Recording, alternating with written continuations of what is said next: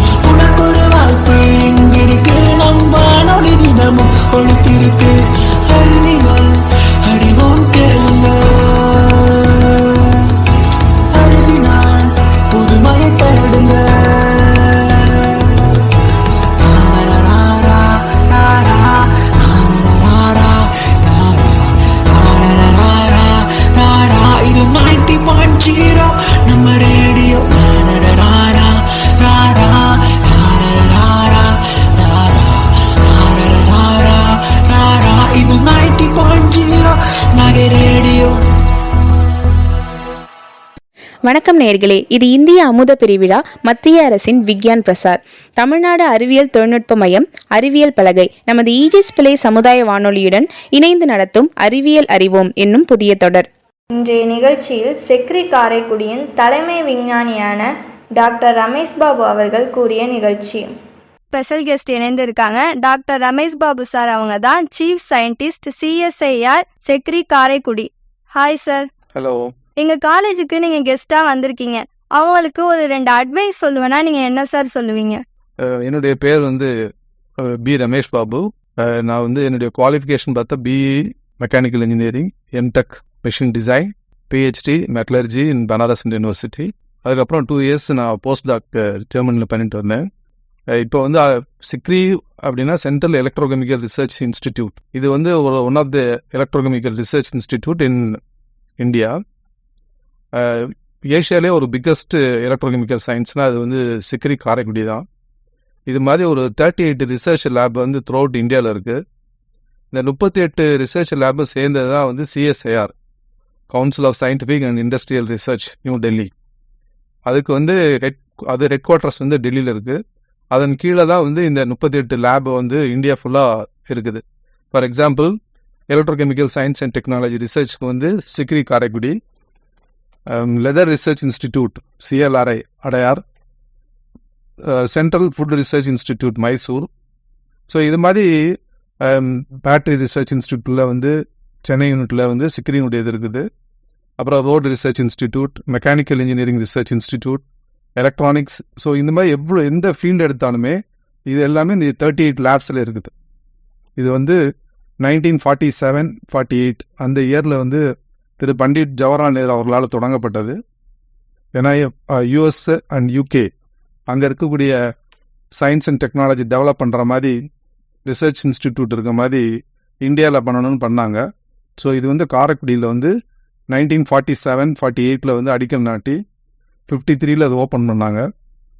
அந்த time doctor வள்ளல் அழகப்ப செட்டியார் அவர்கள் வந்து 300 ஏக்கர் இடமும் 15 லட்சம் ரூபாயும் மெயின் பில்டிங் கட்டி திரு ஜவஹர்லால் நேருவால் வந்து அடிக்கல் நாட்டப்பட்டு பிறகு வந்து திரு ராதாகிருஷ்ணன் பிள்ளை அவர்களால் வந்து இது திறந்து வைக்கப்பட்டது. இதில் வந்து இப்போ 100 சயின்டிஸ்ட் ஒர்க் பண்ணுறாங்க.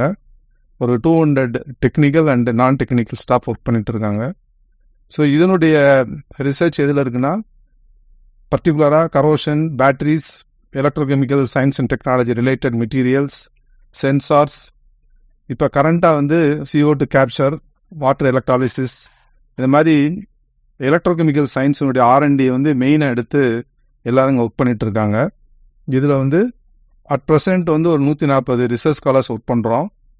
அது போக வந்து ஒரு பிடெக் ப்ரோக்ராம்னு ஒன்று இருக்குது. அது வந்து 1988 ஆரம்பிக்கப்பட்டது. B Tech chemical and electrochemical engineering. இது வந்து அண்ணா யூனிவர்சிட்டியோட அஃபிலியேட் ஆகி AICTE அப்ரூவல் ஆகி NBA அக்ரிடேட்டட் ஆகிருக்குது. இது வந்து one of the top institutes in India. இப்போ அண்ணா யூனிவர்சிட்டியில் ரீசெண்டாக நடக்கிற கவுன்சிலிங்கில் 100% சீட்டு ஃபில்அப் ஆன ஒன் ஆஃப் த இன்ஸ்டிடியூட்ஸ் அது.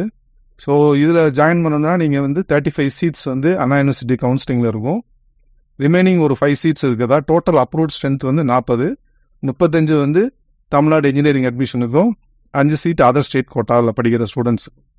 அது வந்து JEE மெயின் ரேங்க் வச்சு நம்ம அதை எடுக்கிறோம். அது ஸோ சிக்ரி காரைக்குடியில் பார்த்தீங்கன்னா ஒரு UG ப்ரோக்ராம் ஒன்று இருக்குது. அதாவது பிடெக் கெமிக்கல் அண்ட் எலக்ட்ரோகெமிக்கல் இன்ஜினியரிங்னு. அப்புறம் PhD ஸ்காலர்ஸ்க்கு ACSIR நியூ டெல்லியில் ரெகக்னைஸ் பண்ணக்கூடிய ஒரு இது வந்து PhD ஸ்டூடெண்ட்ஸ்க்கு இருக்குது. இப்போ ரீசெண்டாக வந்து ஒரு ப்ரோக்ராம் இன்ட்ரடியூஸ் பண்ணியிருக்காங்க, IDDP ப்ரோக்ராம்னு, டியூவல் டிகிரி இன்டகிரேட்டட் ப்ரோக்ராம்னு. அதில் MTech PhD, MTech chemical and electrochemical engineering, PhD வந்து relevant subject, that is electrochemical இன்ஜினியரிங்கில் பண்ணலாம். அது வந்து எவ்ரி இயர் 5 சீட்ஸ் வந்து அப்ரூவல் ஆயிருக்கு. ஸோ சிக்ரியில் யாரோ வந்து படிக்க விரும்புனீங்கன்னா நீங்கள் வந்து ஒரு ஃபெல்லோஷிப்பில் கிளியர் பண்ணிட்டு வரணும். UGC இல்லைன்னா DST இல்லை CSIR இல்லை வேறு எந்த ஃபண்டிங் ஏஜென்சி வெளியே உங்களுக்கு ஹையர் ஸ்டடீஸ் கொடுக்குறாங்களோ அதை நீங்கள் கிளியர் பண்ணிட்டு வந்து சிக்ரியில் வந்து PhD பண்ணலாம். வேர்ல்டு கிளாஸ் எக்யூப்மெண்ட்ஸ் இருக்குது. மோர் தென் 100 crores ஆஃப் எக்யூப்மெண்ட்ஸ் அவைலபிள். இது வந்து ஒரு நல்ல ஆப்பர்ச்சுனிட்டி இந்த தமிழ்நாட்டில் இருக்கிறது. நிறைய பேருக்கு தெரியாது. இது இப்போ நல்லா பாப்புலரைஸ் ஆகிட்டு இருக்கு. ஸோ இந்த ஏரியாவில் நாகப்பட்டினம், காரைக்கால், வேதாரண்யம் இந்த சைடில் இருக்கவங்க வந்து இதில் நீங்கள் படிக்கணும், அதாவது மாஸ்டர் டிகிரி பண்ணணும்னா தாராளமாக பண்ணலாம். இந்த UG ப்ரோக்ராம் பொறுத்த வரைக்கும் எல்லா ஸ்டூடெண்ட்ஸ்க்கு நான் என்ன சொல்கிறது அப்படின்னா, கோர்ஸை வந்து ஏன் படிக்கிறோம், எதுக்கு படிக்கிறோம், அதனால் என்ன பெனிஃபிட்டு. நீங்கள் எந்த கோர்ஸ் படித்தாலும் சரி, civil, mechanical, electrical, electronics, computer science, information technology, biotechnology, leather technology, food டெக்னாலஜின்னு ஒரு ஹண்ட்ரட்ஸ் ஆஃப் கோர்ஸ் இருக்குது. அது ஏன் படிக்கிறோம், அந்த கோர்ஸ்னால என்ன பெனிஃபிட் என்ன, நம்ம அந்த கோர்ஸ்லேருந்து என்ன சொல்ல போகிறோம், நம்ம என்ன புதுசாக கண்டுபிடிக்க போகிறோம், அது மக்களுக்கு எவ்வளோ பெனிஃபிட்டாக இருக்கும், அது அப்படின்னு சொல்லி ஒரு கிளியர் ஐடியாவோட நம்ம அந்த கோர்ஸ் எடுத்து படிக்கணும். அப்போ தான் வந்து அதனுடைய பெனிஃபிட் நமக்கு இருக்கும். அது இல்லை ஏதோ கோர்ஸை படித்தோம் ஒரு வேலைக்கு போனோம் அப்படின்ற கான்செப்டில் இல்லாமல் அந்த கோர்ஸினுடைய பெனிஃபிட் வந்து நம்ம புரிஞ்சு முதலே படிக்க ஆரம்பிச்சினியா அந்த 4 வருஷத்தில் வந்து நீங்கள் பெரிய அச்சீவர் ஆகிடலாம். ரீசெண்டாக நம்ம அனுப்பின சந்திரயான்லாம் பார்த்தீங்கன்னா யாரும் இமேஜின் பண்ண முடியாது. அது வேர்ல்டே வந்து இன்றைக்கி நம்ம இந்தியாவை பார்க்குற அளவுக்கு பண்ணியிருக்குன்னா நம்மளுடைய சயின்டிஸ்ட் இன்வால்மெண்ட்டு, பர்டிகுலராக ஃபிசிக்ஸ் ஃபீல்டில் ஒர்க் பண்ண scientist, plus electrical, electronics, instrumentation, information technology, computer science, material science, இப்படின்னு எல்லா ஃபீல்டில் இருக்க சயின்டிஸ்ட்டும் ஒன்றா வந்து இன்வால்மெண்ட்டோட ஒர்க் பண்ணதுனால இன்றைக்கி ஒரு கிரேட் அச்சீவ்மெண்ட் நம்ம பண்ணி வேர்ல்டு லெவல் நம்ம பண்ணியிருக்கோம். ஸோ அதனால் ஃப்யூச்சர் வந்து ஒரு சீனியர் பீப்புள் டிபெண்ட் பண்ணி கிடையாது, யங்கர் ஜென்ரேஷன் அவங்க தான் வந்து இந்தியாவுடைய முதுகெலும்பு. அதனால் ஒரு 17-18 வயசில் ஜாயின் பண்ணக்கூடிய ஒரு இன்ஜினியரிங் ஸ்டூடெண்ட் வந்து கோர்ஸ் 21-22 வயசு முடிச்சு வெளியே வரும்போது ஒரு பெரிய இந்தியாவுக்கு ஒரு உறுதியான ஆட்களாக இருக்கணும் அதை ஏன்னா இந்தியாவில் தான் வந்து யங்கர் ஜென்ரேஷன் அதிகம். மற்ற வேர்ல்டில் எந்த கண்ட்ரியை கம்பேர் பண்ணாலும் இந்தியா அண்ட் சைனாவில் வந்து யங்கர் ஜென்ரேஷன் அதிகமாக இருக்கனால அது ஒரு ப்ராப்பரான வழியில் நம்ம யூட்டிலைஸ் பண்ணணும். அது உங்கள் அனைவர்கிட்டையும் நான் கேட்டுக்கிறேன். ஓகே சார், ரொம்பவே அருமையா சொன்னீங்க. இது கண்டிப்பா எங்க ஸ்டூடெண்ட்ஸ்க்குலாம் போய் சேரும்னு நான் நம்புறேன். இப்போ இந்தியாவில் நிறைய பேர் பிஹெச்டி பண்ணிட்டு இருக்காங்க, அவங்களுக்குலாம் என்ன சொல்ல வரீங்க சார்? இது நல்ல ஒரு கொஸ்டின் தான் அது. அதாவது பிஇ, பிடெக் இல்லைன்னா பிஎஸ்சி, பிஏ, பிகாம் இப்படி நிறையா கோர்ஸ் வந்து அண்டர் கிராஜுவேட் ப்ரோக்ராமில் இருக்குது. அதை முடிச்சுட்டு நிறைய பேர் மாஸ்டர்ஸ் போகிறாங்க. அந்த மாஸ்டர் டிகிரி முடிச்சிட்ட உடனே அவங்க வந்து ஒரு ஃபெல்லோஷிப்லேயோ இல்லை ஒரு ரிட்டன் எக்ஸாம் எழுதி அவங்கெல்லாம் பிஹெச்டி ரெஜிஸ்டர் பண்ணுறாங்க. ஒரு பக்கத்தில் இருக்க ஒரு யூனிவர்சிட்டியில் ஜாயின் பண்ணலாம், இல்லைனா ஒரு அண்ணா யூனிவர்சிட்டி மாதிரி இன்ஜினியரிங்க்கு ஒரு தமிழ்நாட்டில் ஒரு இன்ஜினியரிங்கில் ஜாயின் பண்ணலாம். அவங்களுக்கு வந்து மினிமம் பீரியட் வந்து ஒரு 2 to 5, 3 years 4 yearsன்னு இருக்கும். மினிமம் ஒரு பப்ளிகேஷன்ஸ் இருந்தால் அவங்க தீசிஸ் சப்மிட் பண்ணலான்னு ஒன்று இருக்கும். ஸோ வந்து நம்ம டீச்சர்ஸ் எல்லாம் ஒரு எஃபிஷியண்ட்டானவங்க, ஏன்னா ஆல்ரெடி அவங்க எல்லாம் பிஹெச்டி வாங்கினவங்க தான் கைட் பண்ண முடியும். ஸோ அவங்களுடைய கைடன்ஸ் படி இந்த ஸ்டூடெண்ட்ஸ் வந்து நீங்கள் ரொம்ப இன்வால்மெண்ட்டோட பண்ணும்போது அட்லீஸ்ட் வருஷத்துக்கு ஒரு பேப்பரில் 2 பேப்பர் பண்ணலாம். அப்படின்னும் போது மினிமம் 4 பேப்பராவது ஒரு தீசிஸ் பீரியடில் முடிக்கக்கூடிய வாய்ப்புகள் நிறைய உண்டு. அந்த தீசிஸ் 4 பேப்பர் பண்ணும்போது என்ன பெனிஃபிட்னா, உங்களுடைய ஒர்க்கை வந்து வேர்ல்டு லெவலில் இருக்கக்கூடிய ஒரு சயின்டிஸ்ட்டு அதை ரெகக்னேஷன் பண்ணி நல்ல ஒர்க்கு, இதை நல்ல ஜேர்னலில் பப்ளிஷ் பண்ண சொல்லுவாங்க, ரெக்கமெண்ட் பண்ணுவாங்க. ஸோ அப்போ தான் வந்து அந்த எடிட்டர் வந்து உங்கள் பேப்பரை அக்செப்ட் பண்ணி பப்ளிஷ் பண்ணுவார். அது ஹை இம்பேக்ட் ஃபேக்டர் ஜேர்னலாக இருந்துச்சுன்னா அது இன்னும் நல்லது. அது ஏன்னா அது உங்களுடைய ரேட்டிங் கூட இருக்கிறனால உங்களுக்கு இண்டெக்ஸ் எல்லாம் கூட இருக்கும். ஸோ அதனால் எது ஹையஸ்ட் இம்பேக்ட் ஃபேக்டர் ஜேர்னல் உள்ளது அதில் பப்ளிஷ் பண்ணால் என்னென்ன பெனிஃபிட் என்னன்னு தெரிஞ்சு அவங்களுடைய டிமாண்ட் என்ன, அவங்களுடைய ரிக்குவயர்மெண்ட் என்ன, அதெல்லாம் தெரிஞ்சு நீங்கள் பப்ளிஷ் பண்ணிங்கன்னா இன்னும் உங்கள் பேப்பர் வந்து நல்லா அக்செப்ட் ஆகி ஒரு 4 பேப்பரை 4 சாப்டராக நீங்கள் எழுதும்போது அது வந்து இந்தியன் எக்ஸாமினராலும் சரி எல்லாருக்கும் ஒரு மதிப்பு, உங்களுடைய வேல்யூவும் அதுக்கு கூடும். ஸோ அதனால் உங்களுக்கு போஸ்ட் டாக், அதாவது பிஹெச்டி முடிச்சுட்டு ஃபர்தராக போகும்போது அந்த போஸ்ட் டாக் கொடுக்கக்கூடிய ஒரு ஃபண்டிங் ஏஜென்சி வந்து உங்கள் பிஹெச்டி ஒர்க்கை எவாலுவேட் பண்ணுறதுக்கு நீங்கள் பேப்பர்ஸ்லாம் நல்ல ஜேர்னலில் பப்ளிஷ் பண்ணிங்கன்னா உங்களுக்கு போஸ்ட் டாக் ஆஃபர் கிடைக்க வாய்ப்பு இருக்குது. மொரோவர் அப்படி நீங்கள் முடிச்சுட்டு வரும்போது நீங்கள் ஃப்யூச்சரில் உங்கள் ஸ்டூடெண்ட்டை கைட் பண்ணும்போது உங்களுக்கு பெனிஃபிட்டாக இருக்கும் அது. ஸோ அதனால் எஜுகேஷனை பொறுத்த வரைக்கும் there is no end, we should learn every thing till our die. அந்த மாதிரி நம்ம சொல்கிறதுனால நம்ம லேர்ன் பண்ணிக்கிட்டே தான் இருக்கணும் அதை. ஸோ இதோட என்னுடைய இது முடிஞ்சிருச்சு, படிப்பு முடிஞ்சிருச்சு, அதோட அவ்வளோதான் அப்படின்ற மாதிரி இல்லாமல் நீங்கள் அதை பிஹெச்டி முடித்தாலும் போஸ்ட் டாக்குக்கு போகக்கூடிய ரிக்குவயர்மெண்ட் என்னன்னு தெரிஞ்சு நீங்கள் பிஹெச்டியில் பண்ணணும். ஸோ பேப்பர் பப்ளிகேஷன் மட்டும் இல்லாமல் இப்போ இந்தியாவுக்கு என்ன தேவை அப்படின்னா சயின்ஸ் மட்டும் கிடையாது, டெக்னாலஜி வேணும். ஸோ எந்த டெக்னாலஜினாலும் சயின்ஸ் பேஸ்டு. ஸோ நம்ம சயின்ஸ் பேஸ்டில் இருக்கிறனால நம்ம யூஜி பிஜியில் சயின்ஸ் நிறையா படிப்போம். பிஹெச்டியில் அதே சயின்ஸ் மட்டும் பண்ணாமல் ஒரு இன்ஜினியரிங் கூடிய டெக்னாலஜியாக அந்த சயின்ஸை வச்சு என்ன பண்ண முடியும், அது மக்களுக்கு எவ்வளோ உதவியாக இருக்கும், நாட்டுக்கு உலகத்திற்கு அது எவ்வளோ யூஸ்ஃபுல்லாக இருக்கும்னு தெரிஞ்சு அதை நம்ம பண்ணணும். ஒரு சிம்பிள் எக்ஸாம்பிள் சொல்கிறேன். இப்போ வந்து ஒரு 25 வருஷத்துக்கு முன்னாடி பார்த்தீங்கன்னா யார் வீட்லேயுமே ட்ரிங்கிங் வாட்டர்னு தனியாக எதுவும் கிடையாது. வெல் வாட்டர், அதாவது கேணிலேருந்து தண்ணி எடுத்து குடிப்போம், இல்லை பைப் லைன்லேருந்து வர தண்ணியை குடிப்போம். அது நிறையா கண்டாமினேட் ஆகுதுன்றதுனால அந்தந்த கவர்மெண்ட்டே சப்ளை பண்ணாங்க. ஒரு வாட்டர் டேங்க் கட்டி அது வந்து சப்ளை வரும், அதுலேருந்து வீட்டிலேருந்து டேப் போட்டு எடுத்து குடிச்சிட்டு இருந்தோம். அதுக்கப்புறம் அது ஃபர்தராக இன்ஃபெக்ஷன் ஆகுது அப்படி இப்படின்னு சொன்னோடனே மினரல் வாட்டர் சப்ளை வந்துச்சு. அப்புறம் வீட்டுக்கு இப்போ ஒரு டொமஸ்டிக்காக ஒரு 7,000 to 10,000 ரூபாய்க்கு லெவலியாக ஒரு ஆர்ஓ சிஸ்டம் வச்சு தண்ணி குடிக்கிறோம் நம்ம.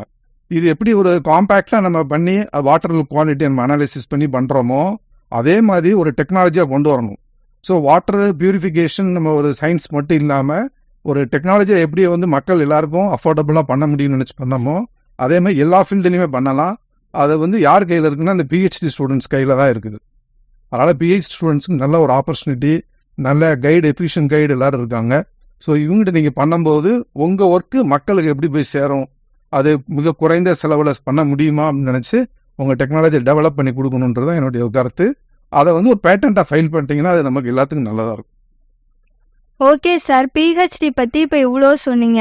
யூஜி பிஜி படிக்கிற ஸ்டூடெண்ட்ஸுக்கு நீங்கள் என்ன சொல்ல வரீங்க சார்? ஓகே, அதாவது இது ஒரு இம்பார்ட்டன்ட் கொஸ்டின்ஸ் எல்லாருக்கும். அதாவது +2 முடிச்சுட்டு எந்த காலேஜில் ஜாயின் பண்ணுறது, இன்ஜினியரிங் போகணுமா, மெடிக்கல் போகணுமா, இல்லைன்னா ஐஏஎஸ் ஆகணுமா அப்படின்னு ஒரு கனவுகள் இருக்கும் எல்லாருக்கும், எதை படித்தா போகலாம் வைக்கலான்னு. ஸோ அது வந்து தெளிவான ஒரு கருத்து வேணும். அது முன்னாடி வந்து யாருக்கும் அந்த மாதிரி ஒரு ஆப்பர்ச்சுனிட்டி இல்லை. காரணம் என்னென்னா டெக்னாலஜி அவ்வளோ இல்லை. நியூஸ் பேப்பரில் யாராவது வராத படிக்கணும், நியூஸ் பேப்பர் வாங்க முடியாதவங்க மற்றவங்ககிட்ட போய் கேட்டு தெரிஞ்சுக்குவாங்க. ஆனால் இப்போ அப்படி இல்லை. யூடியூப்பு, ஃபேஸ்புக்கு, இன்ஸ்டாகிராம்னு நிறையா மீடியா இருக்குது. ஸோ அதுலேயே நீங்கள் சர்ச் பண்ணி எது படிக்கலாம் அப்படின்னு தெரிஞ்சுக்கிட்டு அதுக்கப்புறம் கூட நீங்கள் உங்கள் டீச்சர்ஸ்கிட்ட போய் கேட்கலாம். ஸ்கூல் டீச்சர்ஸ்னால் என்ன படித்தா யூஸ்ஃபுல்லாக இருக்கும்னு. அப்படி நீங்கள் தெளிவான ஒரு முடிவு எடுத்து நீங்கள் ஆர்ட்ஸ் படித்தாலும் சரி, இல்லை சயின்ஸ் படித்தாலும், இல்லை இன்ஜினியரிங்கில் நீங்கள் யூஜி எந்த இது பண்ணாலுமே அதனுடைய எண்டு எப்படி இருக்கும், அந்த ஸ்டடியை எவ்வளோ டீப்பாக படிக்கலாம் அப்படின்னு பார்த்தாலும் உங்களுக்கு மாஸ்டர் ப்ரோக்ராம் உங்களுக்கு ஹெல்ப் ஆகும். ஸோ யூஜியில் வந்து எல்லா சப்ஜெக்ட்டும் கம்பைண்டாக படிப்பாங்க. இப்போ இன்ஜினியரிங் எடுத்திங்கன்னா 40லேருந்து 45 சப்ஜெக்ட் லேப் எல்லாம் சேர்த்து படிப்பாங்க. பிஜி போகும்போது உங்களுக்கு வந்து 1.5 years வந்து தியரி பேப்பர், அப்புறம் ஒரு 6 months ப்ராஜெக்ட் இருக்கும். அதில் என்னென்ன படிக்க போகிறோம், அந்தந்த ஃபீல்டு என்னன்றதை முதல்ல தெரிஞ்சு ஒரு மைல் ஸ்டோன் சொல்லுவாங்க, இல்லைன்னா வந்து ஒரு ரோட் மேப், ஒரு 6 வருஷம் டோட்டலாக படிக்கக்கூடிய 4+2 அந்த 6 years பீரியடுக்கு என்ன படிக்கணும்னு தெரிஞ்சுட்டு நீங்கள் படிச்சிங்கன்னா அந்த யூஜியும் பிஜியும் ரொம்ப உங்களுக்கு யூஸ்ஃபுல்லாக இருக்கும்.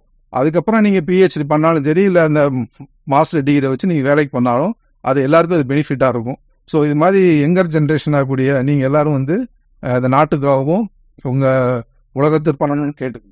ஓகே சார், செக்ரியில் நீங்கள் ஒர்க் பண்ணிட்டு இருக்கீங்க. உங்களோட ஒர்க் எக்ஸ்பீரியன்ஸ் பற்றி கொஞ்சம் ஷேர் பண்ணுங்க சார். நான் வந்து எனக்கு நேட்டிவ் மதுரை.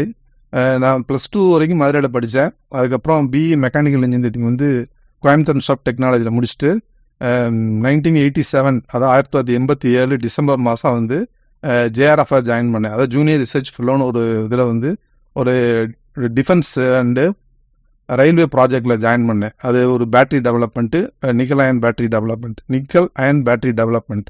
அந்த இதில் வந்து ஒர்க் பண்ணேன். ஒரு 1 year ஒர்க் பண்ணி முடித்த உடனே 1989 ஃபெப்ரவரியில் சயின்டிஸ்டாக நான் செலக்ட் ஆனேன். அதுலேருந்து இன்றைக்கி வரைக்கும் அங்கே நான் ஒர்க் பண்ணிகிட்ருக்கேன். அதுக்கப்புறம் மாஸ்டர் டிகிரி, எம்எஸ்சி என்வாயர்மெண்டல், இதெல்லாம் எனக்கு நான் ஒர்க் பண்ண ஃபீல்டில் எனக்கு தேவைப்பட்டனால அதை கொஞ்சம் நாலேஜ் டெவலப் பண்ணணும்னு அந்த கோர்ஸ்லாம் பண்ணேன்னா.